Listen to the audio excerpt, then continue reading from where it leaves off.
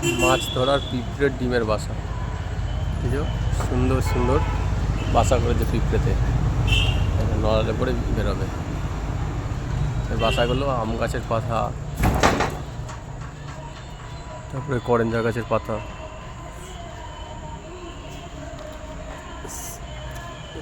এই যে কত বেরোচ্ছে, এক গাদা আছে।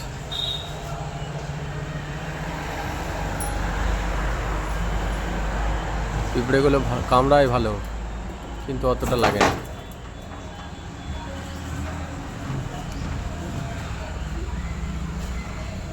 সব রেডি হয়ে আছে, এই বাসা বেঁধেছে, কিছুদিন পরে আর ডিম দেবে।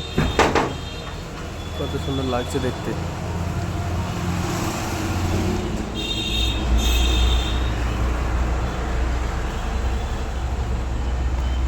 এক একটা বাসা ভাঙলে মোটামুটি 50 গ্রাম মতো করে ডিম বেরোয়। আগে এগুলো বাইরে পাওয়া যেত, এখন এখানে হয়ে গেছে।